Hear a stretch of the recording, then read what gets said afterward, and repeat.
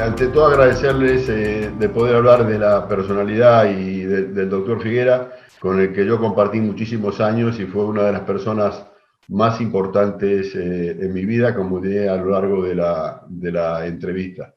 El doctor Figuera siempre decía, nació en Algorta, en Guecho, en la provincia de Vizcaya, y a los 6 años, lamentablemente, su padre, que era ingeniero, falleció, y eso va a marcar su vida y la vida de los 3 hermanos. Al terminar la guerra, él se va a Madrid, y ahí en Madrid, curiosamente, esto me lo contó él y después también tiene que ver con su vida, trabajó de carpintero, de albañil y de electricista del Memorial Cinema de Madrid.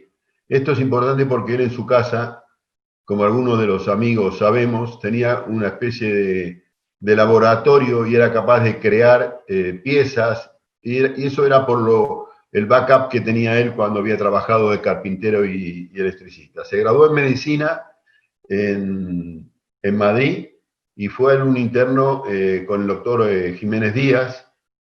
Aumentó también sus conocimientos, y él también lo contaba en su estancia en el país de Gales, y lo que a él le marcó es estar en Minneapolis, Minnesota, con el doctor Lillihei, porque a la vuelta de lo de Lillihei, él y el doctor Rábago introducen, cada uno en su sitio, él en la clínica Porte Hierro y el doctor Rábago en la fundación, la circulación extracorpórea.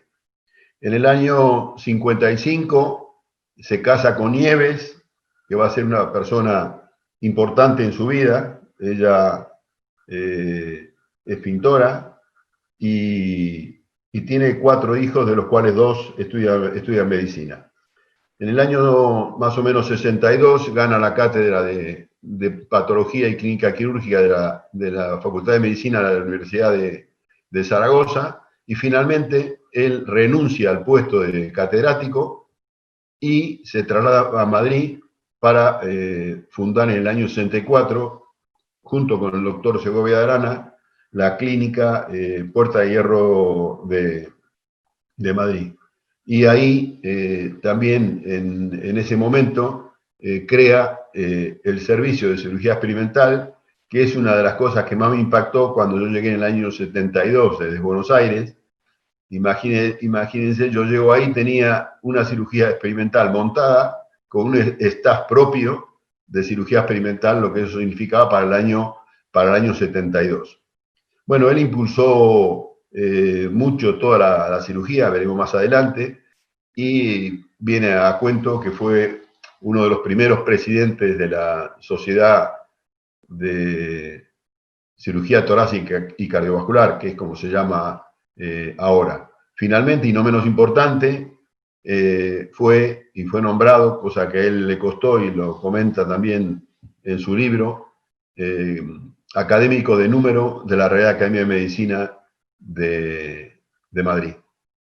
Es un poco la faceta de lo que es la vida, pero muy, muy rápido, de lo que fue el doctor Diego Figuera. Desde el punto de vista de su personalidad, era algo increíble. Era una persona inteligente, eh, era muy entusiasta y tenía una curiosidad infinita por aprender. Caminaba siempre a una velocidad. Mi mujer me dice que yo camino rápido, pero Figuera era tremendo. Era como un ratoncillo, que le decíamos a algunos de bajo cuerda en el hospital. Era como un ratoncillo que iba de un lado a otro a toda velocidad, y nosotros teníamos que ir por detrás, pero no porque él era el jefe, como lo llamábamos, sino porque la velocidad que tenía al caminar era increíble. Era un innovador de estos infatigables. Estaba todo el día pensando en qué innovar, y eso lo hacía en su taller, que yo tuve, uno de los pocos que tuve la fortuna de ir a su casa a cenar, y me mostró el taller que tenía, continuamente innovando, no solamente en válvulas, sino fue el primer que hizo el dilatador para operar la mitral cuando se hacía la cirugía cardíaca cerrada, que eso es historia, pero yo tuve oportunidad de hacer en la clínica Puerta de Hierro cientos de casos. Y bueno, estar al lado de él, yo creo que una de las cosas que más puedo destacar es que en esa época los cirujanos jefes, como se les llamaban, jefe supremo, practicaban el ocultismo. Operaba el jefe y los otros ayudaban al jefe. En el caso del doctor Figuera era completamente diferente. Él se dejaba, primero se dejaba decir que las técnicas iban evolucionando, él las hacía, él te dejaba hacer lo que quisieras en quirófano siempre y cuando contabas lo que iba a hacer. Cuando yo vine de Estados Unidos, de Birmingham, a estar con Kirkland, se cambió todo, pero era muy receptivo a cambiar la forma de actuar. Y bueno, eso es un poco su personalidad, ahí está. Anécdotas, te puedo imaginar que tengo miles de anécdotas, porque yo tuve la honra de trabajar con el doctor Figuera en la clínica Ruber Internacional. Y ahí hacíamos cirugía torácica, cirugía abdominal y cirugía cardíaca. Y entonces recuerdo, él siempre, él me trataba de usted, él trataba a la gente de usted en general. Entonces íbamos a pasar visita los viernes y él, antes de entrar a ver al paciente, en general eran recomendados. Me acuerdo que un día operó a la prima del rey, y entonces entrábamos a la habitación y a partir que entrábamos a la habitación me tuteaba y decía esta frase: el doctor Jufé, mi amigo, está muy interesado en su caso. Y entonces yo veía al enfermo, él estaba al lado, pero yo la ocultaba y bueno, él está muy interesado y se va a encargar de usted este fin de semana, que yo tengo que ir a un congreso, tengo que estar fuera de Madrid. Y entonces él salía después a la puerta de la habitación y otra vez me trataba a usted. La otra anécdota fue cuando se hizo el primer trasplante cardíaco de Madrid. Yo llegué al hospital temprano, como solía hacer. Había recibido por la noche a una niña que venía de Andalucía para trasplantarse el corazón. No se había hecho ninguno, habíamos hecho los protocolos, pero no se había hecho ningún trasplante todavía. Y voy a reanimación a ver los enfermos operados el día anterior. Y me dice el médico de reanimación que había ingresado una donante con traumatismo craneoencefálico que estaba con muerte cerebral. Bueno, fui a ver a la donante, bajé al despacho y lo esperé al doctor Figuera y le conté: tenemos una donante y tenemos la niña que ingresó ayer, que se la habían mandado a él, y me dice: Jufé, prepare todo para hacer el trasplante. Y yo le digo: bueno, doctor Figuera, no, vamos a hacer el primer trasplante de Madrid hoy. Y ni me preguntó ni el grupo sanguíneo ni nada. O sea, después cuando bajé a hematología y le hicimos el grupo sanguíneo en la donante, curiosamente era el mismo grupo que la otra. Pero él ya dijo: hoy se hace el primer trasplante cardíaco de Madrid.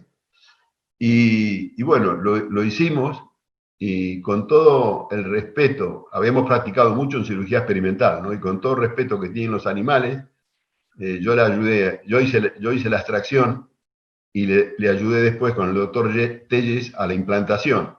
Y me decía por lo vagini: doctor Jufé, como experimental, esto es como experimental. Igual que lo hacíamos abajo, lo hacemos arriba. Y bueno, el trasplante fue bien y fue no solamente el primer trasplante de Madrid, sino que fue el primer trasplante pediátrico europeo en el año 84. Y bueno,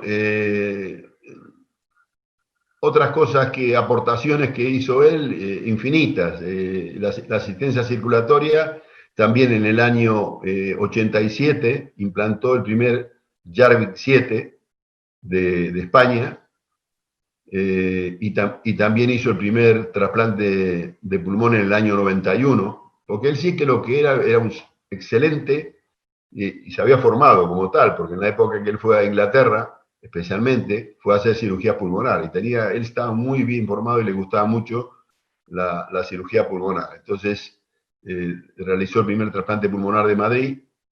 Y bueno, eso es un poco lo que yo te podía decir un poco del doctor Figuera. Con respecto al impacto que tuvo él en la cirugía cardíaca, yo creo que el impacto fue enorme, porque no solamente fue cofundador, junto con el doctor Segovia Arana, de la Clínica Puerta de Hierro de Madrid, que en esa época, junto con la Fundación Jiménez Díaz, era la meca para formarse, sino que él fue jefe del departamento y con él hacía yo de todo. O sea, al principio el trasplante renal de la Clínica Puerta de Hierro lo hacíamos los cirujanos cardiovasculares durante mucho tiempo. Después, al final, ya después de mucho tiempo, te diría yo por lo menos 10 años, empezaron a hacer los urólogos los trasplantes. O sea, que él era un cirujano integral. En el año 75, él me llama al despacho y me ofrece, me dice, mire, doctor Buffet, me gustaría nombrarlo adjunto, porque termina usted la residencia ahora en diciembre, me gustaría nombrarlo adjunto. Lo que pasa es que usted es argentino y entonces desde el punto de vista de la ley que había en ese momento, para ser médico adjunto de la Seguridad Social, tenía que ser español. Entonces yo, porque éramos 3 residentes que terminábamos. Uno de ellos era bastante influyente, no voy a decir el nombre, a nivel del país, a través de su familia, y yo le digo, doctor Figuera, ¿usted se refiere a esto? Y agarro, saco el DNI y se lo muestro, el DNI español. Y entonces me dice, bueno, yo quiero nombrarlo adjunto, tengo que pensar esto y no sé qué. Finalmente me nombró adjunto. Fue de los 3, me nombró adjunto. Y bueno, te puedes imaginar que eso cambió totalmente mi vida, porque el venir a hacer la residencia y tener que volver a Argentina no era mi forma de pensar. Mi forma de pensar estaba en la sanidad española, especialmente la clínica de Puerta de Hierro, era increíble, y mi idea era quedarme. Y bueno, eso produjo que me quedara, pero que te quiero contar con esto, que era una persona de convicciones, era una persona que no le importaba lo que pensaban los demás. Él, si quería hacer algo, lo hacía y iba adelante. Pero bueno, tenía esas ocurrencias que eran propias de una persona increíble, y por algo poca gente tiene la calificación de jefe, ¿no? Como lo llamaban todos. Si alguien quiere entrarse en la vida del doctor Figuera, que no dude en leer su libro, Mis vidas y la cirugía, que es este libro que tengo aquí en la mano. Nada más. Muchas gracias.